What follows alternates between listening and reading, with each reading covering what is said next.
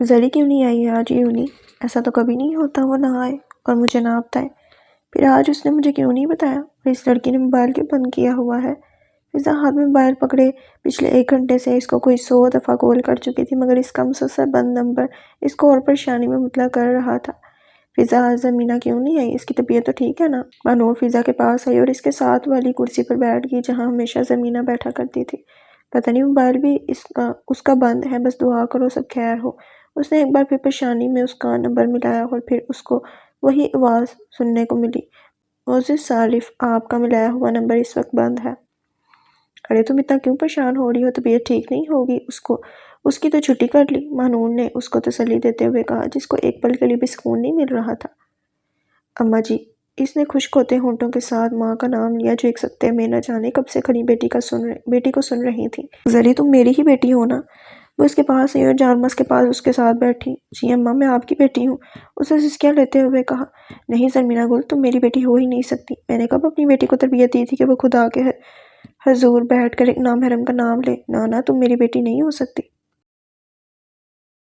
انہوں نے سکتے کے عالم میں ہاتھوں کے اشارے سے اس کو کہا۔ نہیں اماں، زمینہ آپ کی بیٹی ہے۔ اس نے ماں کے دونوں ہاتھ پکڑے اور بے اختیار چومنے لگی۔ پیچھے ہو جو تم۔ اب کی بار سکتا ٹوٹا تھا، ان کی آنکھوں میں سرخی کی جگہ پانی نے لے لی تھی۔ روتے روتے انہوں نے اپنے ماتھے پر ہاتھ رکھا۔ زری تم نے کیا کیا؟ اپنے باپ کا غرور، اپنی ماں کا مان مٹی میں ملا دیا۔ نہیں اماں، ایسا نہیں بولے اماں، میں نے بابا جان کا غرور مٹی میں نہیں ملایا۔ اس نے اپنے دونوں ہاتھ پورے چہرے پر رکھے اور زاروں قطار رونے لگی۔ زری چپ ہو جاؤ، تمہارے باپ نے سن لیا نا، تمہارا تو جو ہوگا تو ہوگا، کھڑے کھڑے مجھے طلاق دے دے گا۔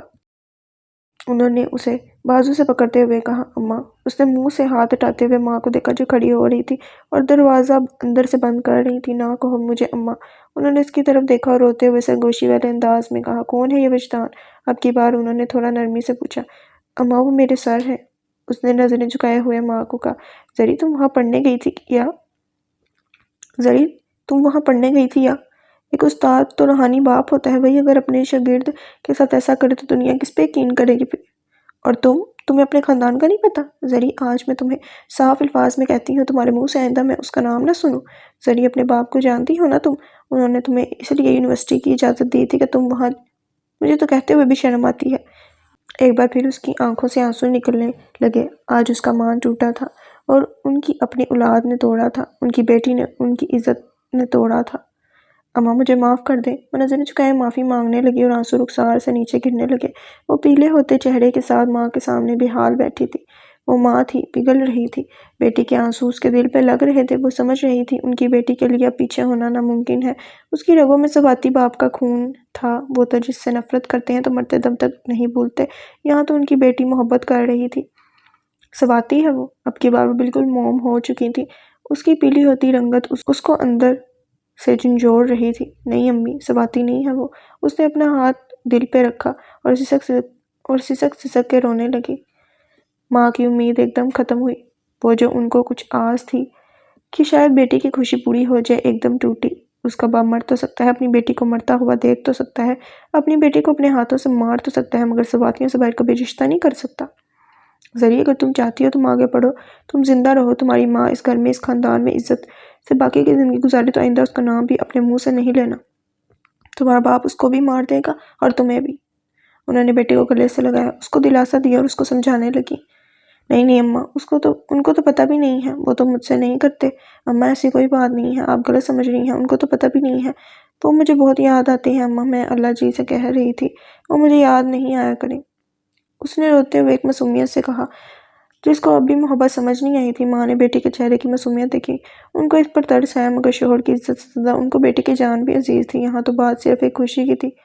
موبائل کدھر ہے تمہارا؟ اب ان کے چہرے کی نرمی اس سختی میں بدلی تھی جو آج سے پہلے اس نے کبھی نہیں دیکھی تھی۔ وہ جو اس کے جواب کے بغیر وہاں سے اٹھیں اور بیڈ پر پڑا موبائل اٹھا لیا۔ ہم نے تمہیں یہ اس لیے نہیں دیا تھا کہ تم ہماری نرمی کا، ہمارے اعتبار کا ناجائز فائدہ اٹھا۔ وہ اس کے پاس آئی اور موبائل کو بند کرنے لگی۔ نہیں اماں، مجھ سے موبائل نہ لیں۔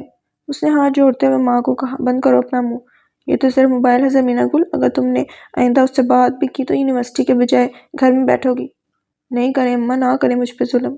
یہ ظلم تم پہ میں نے نہیں کیا، یہ تم نے ہم پہ کیا ہے، ہمارا اعتبار توڑ کے۔ اور اب جاؤ اور منہ دھو کے باہر نکلو، تمہارے بابا جان کو تمہاری اس حرکت کی بھنک بھی پڑی نا زری تو سمجھ جانا وہ اس لڑکے کی زندگی کا آخری دن ہوگا جس نے ہماری عزت پر وار کیا ہے۔ یہ کہتے ہوئے موبائل ہاتھ میں لیے وہ کمرے سے باہر نکلی۔ وہ جو بے حال بیٹھی تھی وہیں گر گئی۔ اللہ جی، میری زندگی بھی اس کو لگانا جس کے بغیر میں ایک سیکنڈ بھی نہیں جی سکتی۔ اللہ جی، مجھ پر رحم کرنا، مجھ پر اپنا کرم کرنا، میں بہت گناہ گار ہوں، میرے گناہ کو نہیں دیکھنا، میرے مالک مجھ پر رحم کرنا۔ وجدان کو میری عمر بھی لگ جائے خدایا۔ وہ جان ماز پہ لیٹے اس کو اپنی زندگی عنایت کر رہی تھی جو اس کی زندگی تھا۔ وہ ہمیشہ اس کو کہیں نہ کہیں دیکھ ہی لیتا تھا، وہ اس کو اپنی دوست کے ساتھ بیٹھی ہوئی چلتی ہوئی یہ لائبریری میں نظر آ ہی جاتی تھی۔ یا اللہ، میرا دل اتنا بے چین کیوں ہے؟ جیسے کہیں کچھ بہت غلط ہو رہا ہے، جیسے جو نہیں ہونا چاہیے وہ ہو رہا ہے۔ مجھے کیوں لگتا ہے میری زندگی اب جیسے پلٹنے والی ہے، جیسے سب کچھ الٹا ہو جائے گا، سب کچھ پلٹ جائے گا، میں چاہ کر بھی کچھ نہیں کر سکوں گا۔ مجھے ایسا کیوں لگ رہا ہے؟ اللہ پاک میری مدد کر، میرے مالک وجدان کی مدد کر۔ وہ بہت کمزور ہے، کچھ نہیں برداشت کر سکتا اور بہت اکیلا ہے، وہ کوئی نہیں اس کا تمہارے سوا۔ تو چھوڑ دے گا تو کدھر جاؤں گا میں؟ میری مدد کر مولا۔ وہ کمپیوٹر کے سامنے آنکھیں بند کے کرسی کے ساتھ ٹیک لگائے بیٹھا اللہ سے مدد مانگ رہا تھا۔ وہ کیوں نظر نہیں آئی مجھے آج؟ ملکہ کدھر ہو تم؟ سنو، آ جاؤ میرے سامنے، اس سے پہلے کہ وجدان کی چلتی سانسیں رک جائیں۔ سر، میں اندر آ جاؤں؟ اس کے کانوں میں آواز گونجی۔ اس نے اپنی بند آنکھیں کھولی، سوچوں کا تسلسل ٹوٹا۔ وہ کرسی پہ سیدھا ہو کے بیٹھا۔ جی فضا، آئیں۔ اس نے ہلکی سی مسکراہٹ کے ساتھ اس کو اندر آنے کا کہا۔ اس کا دل ایک بار پھر ڈوبا۔ آج دروازے سے باہر کھڑی وہ نظر نہیں آ رہی تھی۔ جب بھی فضا اس کے آفس جاتی وہ ہمیشہ باہر کھڑی ہوتی، اس کو کبھی بھی اچھا نہیں لگا وہ اس کے آفس جائے۔ فضا بھی اسی کے کہنے پہ چلی جاتی تھی، ورنہ ان دونوں کو شدید نفرت تھی ان لڑکیوں سے جو ہر 2 منٹ بعد اس کے آفس کا چکر لگاتی تھی۔ وہ جب بھی اس کے آفس کے باہر کھڑی ہوتی وہ ہلکا سا ہی صحیح مگر اس کو دیکھ لیتا تھا۔ سر، میرا زمینہ سے کانٹیکٹ نہیں ہو رہا۔ آج وہ آئی بھی نہیں ہے، ایسا کبھی نہیں ہوا وہ نہ آئے اور مجھے بتائے نہ۔ وہ میں پوچھ رہی تھی آپ کی اس سے بات ہوئی؟ فضا نے نظریں جھکائے ہوئے ایک روانی سے اس سے پوچھا۔ وہ جانتی تھی ان دونوں کی آپس میں بات ہوتی ہے۔ یہ سنتے اس کے چہرے کا رنگ بدلا۔ اس کا دل پہلے سے ڈوب رہا تھا مگر اب تو وہ خود ایک گہرے سمندر میں ڈوب رہا تھا۔ اس کا دل زور زور سے چلا رہا تھا، کوئی تو مدد کرو میری، مگر سمندر کی گہرائیوں میں اس کو کون سنتا۔ اس نے ایک مکمل خاموشی پہ اپنے سر کو ہلکا سے اوپر کیا اور سامنے بیٹھے اس شخص کو دیکھا جو آنکھوں میں وحشت لیے زمین کو گھور رہا تھا، جیسے اب زور زور سے چلائے گا، زمین پہ بیٹھ کر اس کو چیر دے گا اور خود اس کے اندر چلا جائے گا۔ اس کے ہاتھوں کی کپکپاہٹ اس نے دیکھی تھی، آج اس کے ماتھے پہ پہلی دفعہ اس نے پسینہ دیکھا۔ کچھ ہی لمحوں میں پسینے سے نہا گیا تھا۔ اتنی چھوٹی سی بات پر اس بندے کی یہ حالت۔ فضا نے اس کو بہت غور سے دیکھتے ہوئے اپنے دل میں کہا، آپ کی آخری دفعہ بات کب ہوئی تھی ان سے؟ اس نے سر کو اٹھایا اور سامنے کھڑی لڑکی کو دیکھا جو مسلسل اس کو دیکھ رہی تھی۔ سر، میری بات اس سے رات میں ہوئی تھی، کچھ 9 بجے کے قریب، اس کے بعد نہیں ہوئی۔ اس نے جیسے یاد کرنے والے انداز میں بولا، اس کا مطلب آخری بات تو ملکہ کی مجھ سے بات ہوئی تھی۔ اس کی خوشبو تو میری سانسوں میں اب تک بسی ہے، اس نے اپنے دل پہ ہاتھ رکھتے ہوئے کہا، جو اس کو لگ رہا تھا کچھ ہی پلوں میں اس کے منہ کے ذریعے باہر آ جائے گا۔ ان کے گھر میں سے کسی کا نمبر نہیں آپ کے پاس؟ سر، اس کے بھائی کا تھا مگر وہ بھی کچھ عرصے سے بند ہے۔ سر، آپ پریشان نہ ہو، میں اس سے بات کروں گی، آپ کو انفارم کروں گی۔ وہ تو یہاں خود تسلی لینے آئی تھی مگر سامنے بیٹھا شخص اس کو زیادہ قابل رحم لگا۔ وہ آج کسی اور ہی وجدان کو دیکھ رہی تھی۔ وہ وجدان تو کوئی اور تھا جو ان کا ٹیچر تھا۔ یہ جو اس کے سامنے سر جھکائے بیٹھا تھا یہ کوئی اور ہی وجدان ہے۔ اس نے اس کی بات کا کوئی جواب نہیں دیا، جیسے اس نے کچھ سنا ہی نہ ہو، جیسے وہ کسی الگ ہی دنیا میں ہو۔ یا اللہ رحم کرو وجدان حسین شاہ پہ۔ آنکھوں میں بہتے اشکوں کو اس نے ضبط کرتے ہوئے اوپر دیکھا اور وجدان کے لیے رحم مانگا اور اس کے پوچھے بغیر وہاں سے نکل گئی۔ پوچھا تو ان سے جاتا ہے جو زندہ ہوں، مرے ہوں سے کوئی کیسی اجازت مانگے؟ بہو، آج زمینہ گل کمرے سے باہر کیوں نہیں آئی؟ یونیورسٹی بھی نہیں گیا؟ بہو، آج زمینہ گل کیوں کمرے سے باہر نہیں آئی؟ یونیورسٹی بھی نہیں گیا؟ اس کا طبیعت بہت خراب ہے کیا؟ وہ جو صبح سے بے جان سی بیٹی کا درد اپنے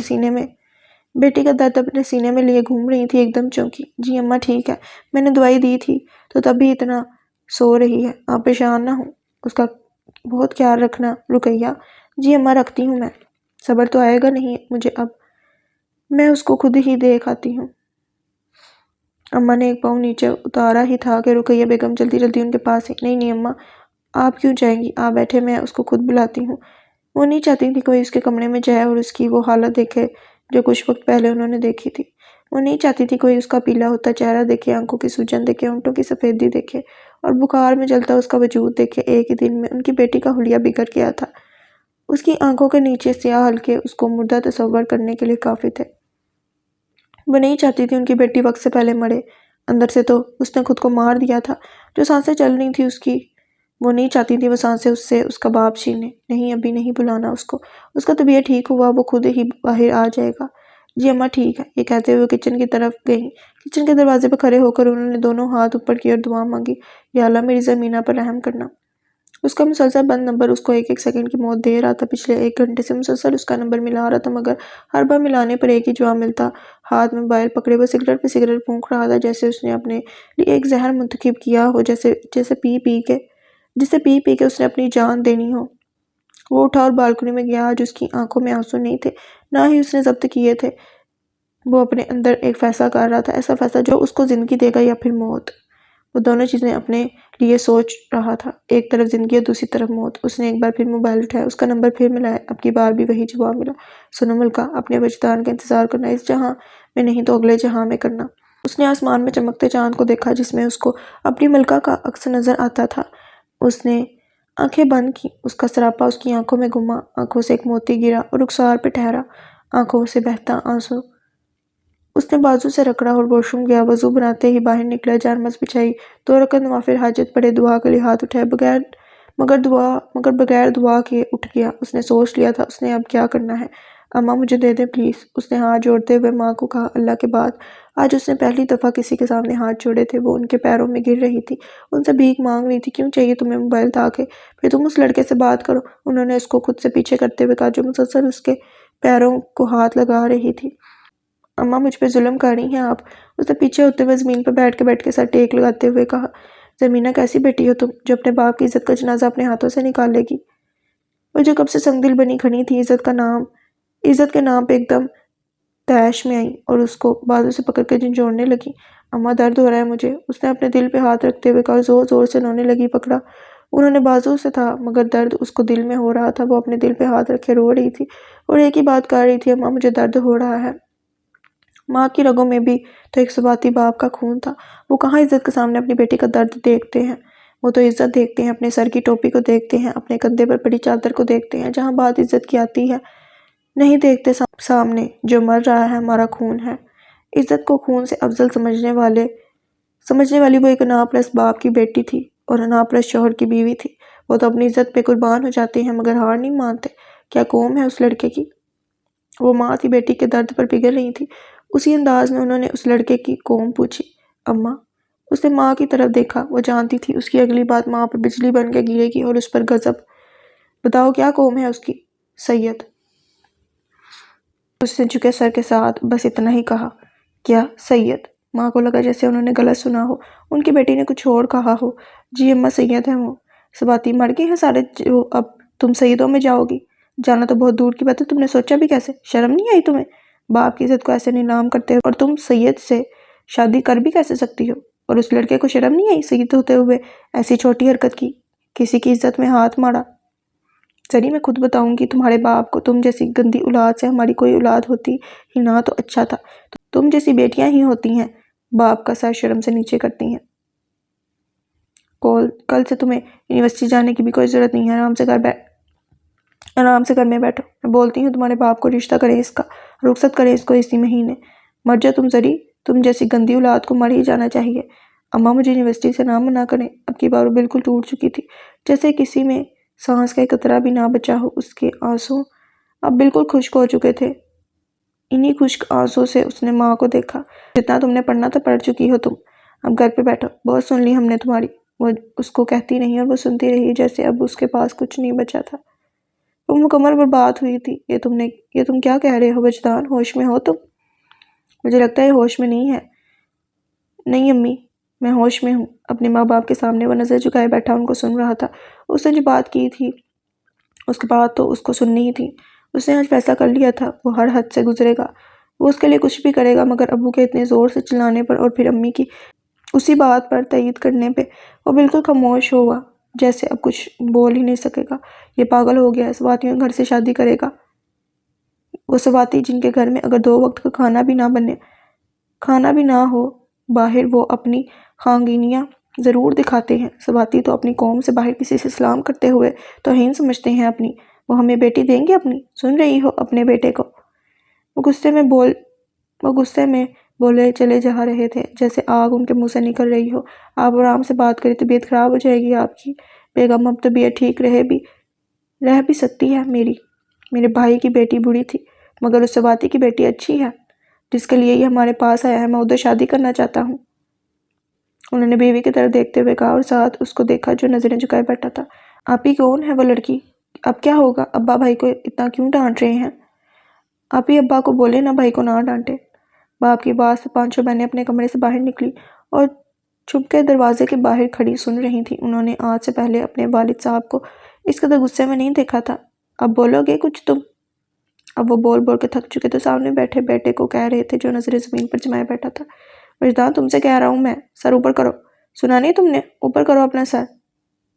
اس کا سر اوپر ہوتے ہی باپ کا غصہ ایک دم درد میں بدلا۔ دونوں میاں بیوی نے ایک دوسرے کو دیکھا اور پھر اپنے اکلوتے بیٹے کو جس کی آنکھوں سے آنسو نیچے گر کے اس کے ہاتھوں پہ ٹھہر رہے تھے۔ وہ دونوں ہاتھوں کو اوپر نیچے رکھے بیٹھا تھا۔ باپ کے حکم پہ اس نے نظریں جھکائے ہوئے سر کو اٹھایا۔ انہوں نے اپنے بیٹے کو دیکھا، اس بیٹے کو جس نے کبھی کوئی خواہش نہیں کی تھی۔ آج اس کی پہلی خواہش تھی جو اس نے اپنے باپ سے کی تھی۔ اس نے اپنی ایک خواہش کے اظہار پہ، فقط ایک خواہش پہ نظریں جھکائے کوئی 1000 باتیں سن لی تھی۔ انہوں نے اس کو بہت غور سے دیکھا جو ایک لڑکی کے عشق میں اپنے باپ کے سامنے رو رہا تھا۔ اس کے ہونٹ ایسے کانپ رہے تھے جیسے اب وہ ایک لفظ اور بولیں گے تو وہ بچوں کی طرح اونچا اونچا روئے گا۔ جاؤ تم اپنے کمرے میں۔ ایک باپ کے لیے اس سے بڑی تکلیف اور اذیت اور کوئی نہیں ہوتی جب اس کی اولاد اس سے کوئی خواہش کرے وہ پوری نہ کر سکے۔ اس سے بڑا درد ایک باپ کے لیے اور کیا ہوگا اس کا جوان اور اکلوتا بیٹا کسی لڑکی کے لیے اس کے سامنے روئے۔ وہ جو بری طرح ہار گیا تھا نظریں جھکائے اٹھا اور کمرے سے باہر نکل گیا۔ باہر کھڑی بہنوں کا اکلوتا بھائی آج ان کے پاس سے ایسے چل کے گیا تھا، بہنوں کو لگا جیسے ان کا وجود جل گیا ہو، ان کے سینے میں کسی نے ضرب لگا لی ہو۔ یہ ان کا بھائی تھا جو مسکرائے نہیں تھکتا تھا۔ اور آج وہ پانچوں بہنیں باپ کے پاس آئیں۔ ابو بھائی نے کبھی کوئی خواہش نہیں کی، ہمارا بھائی رو رہا تھا، ہمارا ایک ہی تو بھائی ہے، اس کی بھی خوشی نہ پوری ہو۔ فاطمہ کے علاوہ ہر کوئی نظر جھکائے آج دبے الفاظ سے اپنے بھائی کے لیے باپ سے احتجاج کر رہا تھا۔ وہ بہنیں جو اپنے لیے کبھی نہیں بولنی تھی آج اپنے بھائی کے لیے بول رہی تھی۔ تم سب اتنے بڑے ہو گئے ہو جو اپنے باپ سے بحث کرو گے؟ نہیں ابو، ہم بحث نہیں کر رہے، وہ لڑکی وجی کی خوشی ہے، آپ کا بیٹا مر جائے گا اس کے بغیر۔ ابو آپ نے ہمارے لیے جو فیصلہ کیا ہم نے قبول کیا، ہم نے آپ کے آگے کبھی ماتھے پر بل بھی نہیں ڈالا۔ ہم خود سہتے ہیں، ہم لوگوں کی باتیں بھی سنتے ہیں، ہم اپنی خواہشات کبھی ظاہر نہیں کرتے کہ آپ دکھی نہ ہو، مگر آج بات ہماری نہیں ہے ابو، آج بات وجدان کی ہے۔ آپ کو سوچنا ہوگا، اب آپ کو سوچنا پڑے گا ابو۔ ہم تو بیٹیاں ہیں، اپنے لیے آپ کے سامنے بول بھی نہیں سکتی، مگر وجدان ابو، اس کے لیے ہر حد سے گزر جاؤں گی میں۔ آپ کو سوچنا ہوگا ابو۔ اب کی بار فاطمہ بولی اور ایسا بولی کہ ہر کوئی چپ رہا۔ اس نے کسی کو بولنے کے لیے چھوڑا ہی نہیں۔